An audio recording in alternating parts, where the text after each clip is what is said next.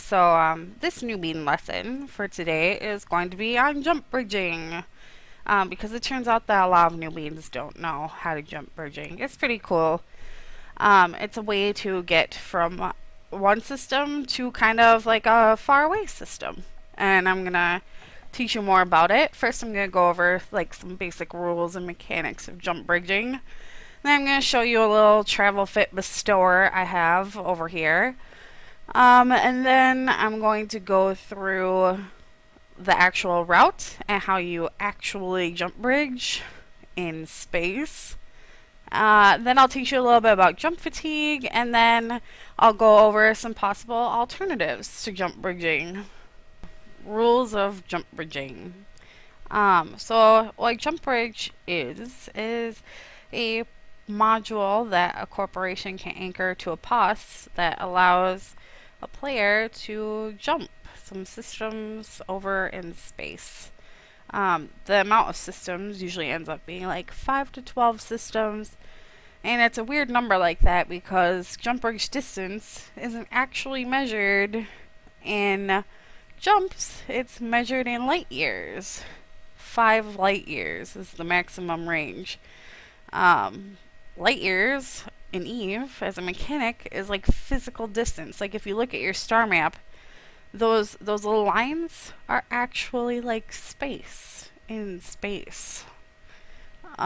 So that's what jumping in Eve, the distance is measured by, not gate jumps. So knowing that mechanic is kind of important for knowing how jump bridges work and why we have stupid mids that we just have to deal with. There can only be one jump bridge per system as well. So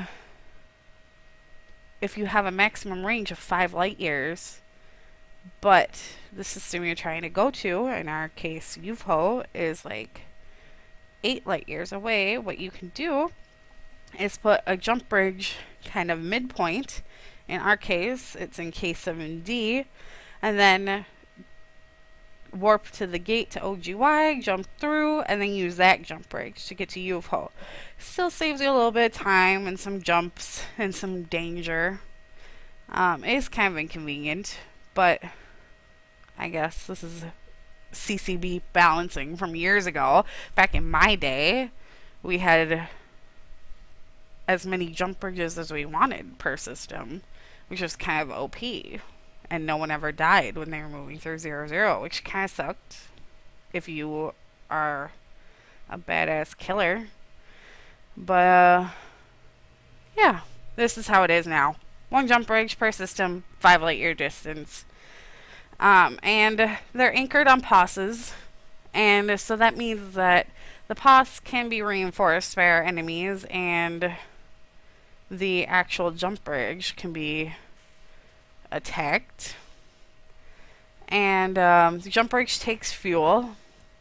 The fuel is liquid ozone right here. And the liquid ozone that takes is determined by the mass of the ship that's jumping through. So if you have a bigger ship, it's going to take more LO. And we could run out of LO in the jump bridge. Hopefully that won't happen. But if it does, no big deal. Just contact our director. The director will fill it for you. No big deal. Don't panic. But if that does happen, oh, please warp off. Don't just sit on the jump bridge and die. That'll be really bad for you. So now I'll go over with you a travel fit bestower. It sounds kind of crazy to be traveling in a hauler because that usually seems pretty dangerous. And because it is actually kind of dangerous, please never, ever, ever use these bestowers ever to haul things that you care about. Please. So this is bestower. It takes Amarr Industrial 1, so you'll have to train Amarr Industrial. But luckily, in the skill book, as of up until 118, the skill book pack has the Amarr Industrial skill book in it, so you should have it trained. So the bestower, we would use it to travel through jump bridges because it has a 90% reduction to jump fatigue, which is pretty cool. It's roll bonus. You can see right here. Yeah, 90% bonus. So that's where we're going to take it. It'll reduce our jump fatigue, and I'll tell you more about jump fatigue and how it works at a later portion of this video. And so, the fit. Micro warp drive. Really important. I hope by now everyone knows what micro warp drive does. If not, you should probably go back to earlier lessons. Shield extender, just in case. And then we've got some nanofibers. Nanofibers increase your agility and your acceleration, I believe, your velocity. Yep. And inertial stabilizers, they make you align faster. So we're just going to be trying to move pretty quickly in these. Basically, we're just using them as a fancy shuttle, so we don't have to deal with jump fatigue. And NBI will be handing these out. So if you need one, just ask us, and we'll hand you one. So now we're going to go ahead and take the route. It's probably a good idea before you undock to check local to see if any bad guys are in it. I already did, but let's go through and check again. We're good. Okay. Whoa, way too close. So the first thing you do is go to corporate locations, JB, warp to it, 20. You might have noticed too that this JB moonwalk, that is a point that's on the other side of the pass, I believe. I'm not going to mess with warping to it, but I'm pretty sure that it's on the other side of the pass, and it's to warp to right after you jump through, or if there's any baddies that might kill you. So we're in warp, we're good. And so it's important to note too, I'm going to do this a little bit slow because I'm a baller, but when you're doing this, please try to do this very quickly. And if there are bad guys in local, they could be camping the jump bridge. You aren't like safe here because it's just because there's a pass with guns. You aren't safe because there could be like cloaky ships all over here trying to just attack you, and people do, and people probably will because we're in an alliance full of new players. So please don't just sit and like dilly-dally on the jump bridge. It's a bad idea. So you just right click and jump through. I believe you have to be within 2,500 meters. I was close enough to jump through. And we're in K7D on another POS that's owned by us. And if you right click, if you're trying to go the opposite way from Yuho to A2, there's a jump bridge bookmark, a jump bridge moonwalk too. We'll warp there just to show you what's up, where it lands you on the other side of the POS. And if there are, like, say this guy was cloaky camping our jump bridge, please move quickly. just be aware that he could be camping it. So anyway, now if we're trying to get all the way to Yuho, we want to move to OGY because that's where our next jump bridge is. But we're going to need to use a ping because don't warp just gates to gate. So we're using a ping because it's a bad idea to warp to a gate directly. There could be a bubble. This guy is in system, and I'm pretty sure he is cloaking. I recognize him, so he could kill me pretty easily. This is a really long warp. I don't really like this warp, but also while we're in the instructional phase, pay attention to these little timers. There was an orange timer. That'll be your cooldown timer. This is your fatigue timer, and I'll explain more about those in a little bit. So we are at a ping, and the gate is clear, no bubbles. We're good to warp down. And hopefully there's nothing on the other side. I hope we're watching intel. That's probably a good idea. I don't see anyone in OGY listed. We're good. Hopefully.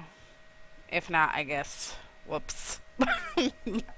But this is This is part of the risk that's associated. This was a CCP fix, I'll have you know. Okay. Hopefully no bubbles, no one in local, we're good. What a successful jump bridge. Okay, so for the sake of time, I just skipped the whole jump bridging from OGY to UFO part. You get the idea. Right click the jump bridge, go through. I did forget to mention though, please, please, please don't have your micro warp drive on when you're jump bridging, because you will use a whole bunch of LO, which might make it so the person after you can't jump. Plus it costs hard more, which kind of sucks. So don't do that. Don't be that guy.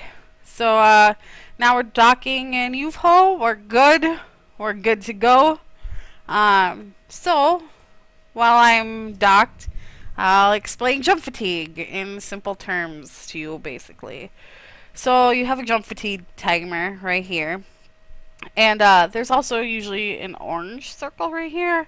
Orange circle is more important. The orange circle is the time that you can't use any sort of jump methods for. Like, if you decide to get in your carrier right now and jump, you wouldn't be able to jump. It goes for any kind of jumping. Or if there was like an op where we were about to take a jump bridge and you had an orange timer, you can't take the Titan bridge. And the fatigue timer, the reason why it matters is the longer the fatigue timer, the longer your orange timer is going to be. And the reason why Pastores are nice is that you only have a timer for 2 minutes. Mine's already gone, which is awesome. So, other ships, it's like 4 minutes for the first time, and then like it grows, for your, based on your fatigue timer and the distance of the jump. If you want to read more about the actual mechanics, there's like a million Wikipedia articles. By all means, go ahead and do the math until your little nerd heart is content. But that's like a simple explanation. It's really what you need to know for now. So basically, if you jump too much, you're not going to be able to jump at all. So alternatives to jump bridging and the benefits and costs of jump bridging. So the benefits of jump bridging is that it's pretty fast, and it's kind of fun to do, and you could bring something else other than a hauler, but that kind of sucks for your fatigue. And if you did, you risk the chance of having a really, really long jump fatigue cooldown time. And what if we had a Titan tackled and we were about to take a Titan bridge to go kill it, but you couldn't bridge and then you missed the Titan kill? You would be pretty sad about that. So that's definitely a downside of jump bridging. And it's not 100% safe either. That jump between K7D and OGY is kind of dangerous. Like, anyone could go there and set up a bubble or do something to kill you, which would kind of suck, especially on the in-gate, because if there was a bubble and you jumped in and there wasn't intel, it would take you kind of a long time to burn back to the gate or burn out of the bubble, and I just don't think your chances of surviving are that great. So, but once again, jump bridging is pretty fast.